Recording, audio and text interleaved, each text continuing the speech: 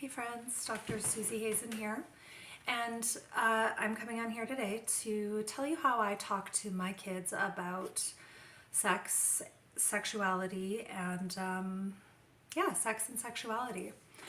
So this is a very personal topic, and this is a very personal journey for each family. There's definitely no right way to go about this. Maybe the only way that I would consider to be the right way would be to have an open, age appropriate dialogue, because the last thing you want your kids doing is turning to other children, their peer group, or the internet to try and find answers to questions that they have not felt safe asking you. So I'm going to tell you about my journey with this. So when I was a little girl, my parents didn't talk to me about sex. It just didn't seem age appropriate to them. And around age 10, I learned about sex from a little girlfriend. And we were sitting in a juniper bush, as little girls do, just like huddled there in a bush, talking. And she said, well, when grown-ups make a baby, the dad climbs on top of the mom and his penis goes inside her vagina and squirts out white stuff. And I can't even tell you how much that shocked and disgusted me. Now, looking back on it, that was actually a pretty decent explanation in a lot of ways, pretty decent. And it was good that it shocked and disgusted me, because at age 10, a child, in an age appropriate fashion, the idea of sex should be kind of off-putting and yucky, because your body is not ready for that yet. And that's something I've noticed with my kids too, as we've kind of had an evolving discussion about this, that they both feel kind of grossed out by it. And, that's totally age appropriate. My children are 10 and 7. They're 10 and 7. So the thing that was, in my mind, non-ideal about learning about sex from a peer rather than my parents was that at that point, now I felt like my parents had been keeping something from me, and I definitely didn't feel comfortable going to them with further questions that I had. And my parents are amazing. They're super kind. Honestly, would have been probably totally available to talk about this stuff with me, but I was a very sensitive child, and I have always been very sensitive to feeling like I've been lied to, and that's how I felt, and so it just kind of shut me down. So that's one reason why I think it is important to talk to your kids from a young age.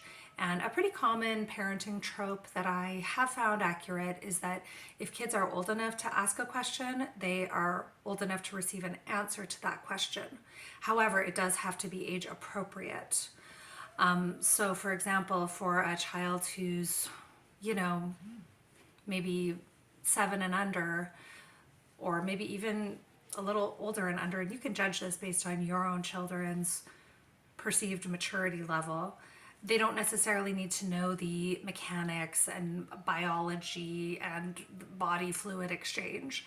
They might just need to know that a baby is made when a mom and dad put their bodies together in a loving way, and that can make a baby. That could be enough for a younger child. An older child does need a more thorough explanation, because I have heard stories from some people, especially girls, that they got that explanation from their parents, and then they literally thought they could get pregnant just by being in the same room as a man, and that was really scary for them. So, as your child gets older, you're going to want to give them a more specific explanation. I've also talked to my kids about same-sex relationships to a certain extent, just that's part of normal human expression. And some people, most people are heterosexual, and, a man wants to marry a woman and vice versa. And some people aren't. And two men might want to marry each other, two women might want to marry each other. And that's just been part of an ongoing discussion in our family, because that's also something that you want your kids to learn from you, not from the internet. I have somewhat of a family-oriented approach to sexuality with my kids, at least at this age, where we talk about the sacredness of sexuality, how, you know, when you put your bodies together that way, you exchange heart energy, you exchange spiritual energy, and so for that reason, you don't want to do that with anyone that you don't really love and or want to make a baby with. And having two boys, pregnancy entrapment is something that I have talked about with them. So I haven't heard that term used that much. There's probably some other kind of like toxic garbage term. I use the term pregnancy entrapment, and that can definitely go both ways between both sexes.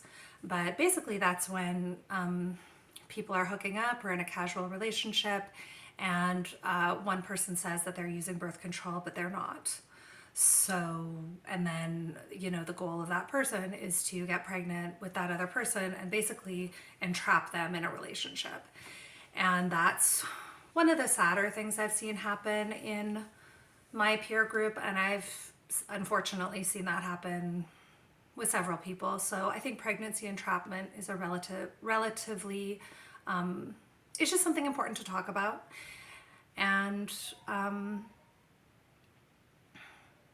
yeah, birth control, we've talked about it, not necessarily at length, but we've talked about it a little bit. And to me, the real secret sauce with birth control is that you're in a committed, loving relationship and both people are on the same page. So obviously people could practice birth control in the context of a hookup, but I think you're going to be a lot more likely to be successful at avoiding pregnancy if you want to, when both people love each other, both people have a solid conversation about it, both people know which method you're using, and both people are participating in that. For example, say if you're using a condom, both of you are making sure that the condom gets on. If you're using the fertility awareness method, both of you know if it's a fertile day or a non-fertile day, and there's an ongoing conversation about that. And that's something I haven't always heard discussed in the birth control space, is that truly the secret ingredient is communication between the partners. I mean, it's kind of like duh, but I don't think I've ever heard anyone talk about that. So you heard it here. Let's see.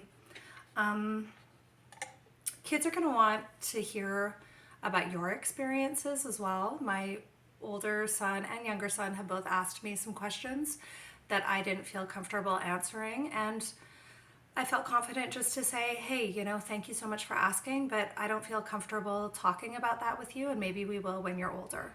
So don't feel like because you have an open dialogue about it, you have to like spill the tea on your entire personal life with your kids. You do not have to do that. And there may be certain things you might feel comfortable sharing when they're older, but you don't feel comfortable sharing right now. And there may be certain things that you will always keep private for your kids, and that's okay. So yeah, I guess that's about it.